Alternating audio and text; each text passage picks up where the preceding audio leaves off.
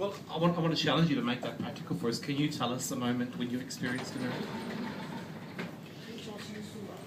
Well, there are so many miracles, but I guess if I was to tell you about, there are two miracles that I could tell you about. One is the time my husband and I decided to go to India with my father.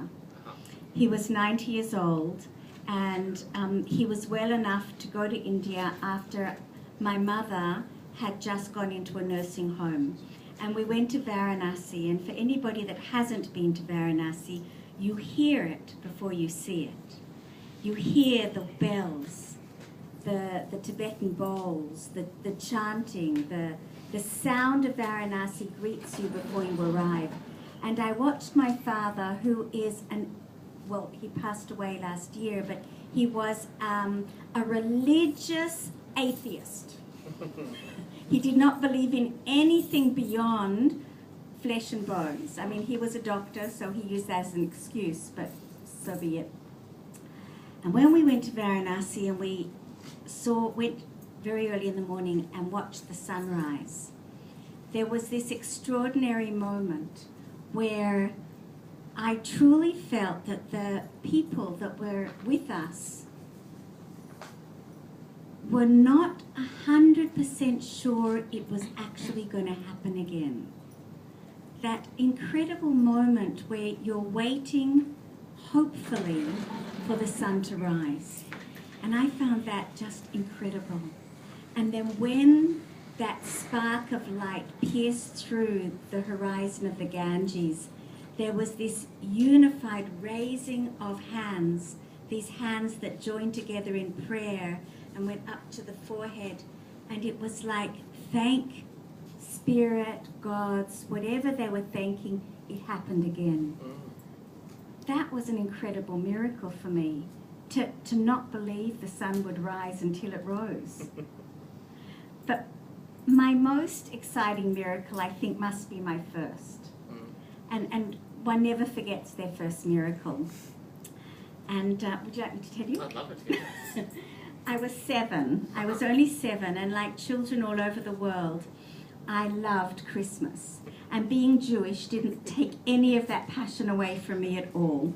And I loved Christmas Eve, and even though the presents had the names of all my parents' friends on them, I still thought Santa had gone and collected them and brought them to me. So by the age of 7, children at school start to talk, and they were starting to say, there isn't such a thing as Santa Claus. And I began to wonder, is that true? I didn't want to believe it. And it was on my mind all day on Christmas Eve. And I went into my parents' bedroom, and there they were reading the newspaper as they did. And on the very front page of the paper was, is Santa Claus true? And it was like, oh, wow, they're answering my question. And I asked, usually I asked for the comics, but I asked for this page of the newspaper, and I went into the kitchen. And the story, I'm getting my book because I want to read the answer. The story was a question written by Virginia O'Hanlon many, many years ago to the editor of The Sun, who started at the age of 7 to have doubts like I did. And her father said, if you write to The Sun and you get an answer, it'll be so. That's the truth. So she did that. She wrote to the editor of The Sun, and he wrote this answer, and I was reading it in the kitchen. And I'd love to read it to you. Yes. See. The answer is, yes, Virginia, there is a Santa Claus.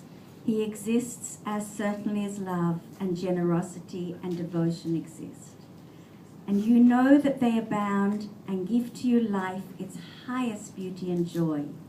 Alas, how dreary would the world be if there were no Santa Claus. It would be as dreary as if there were no Virginias. And as I was reading that in the newspaper, something extraordinary happened.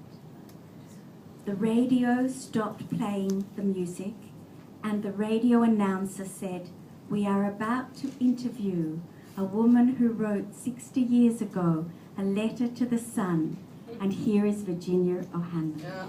Yeah. And it was as if she was speaking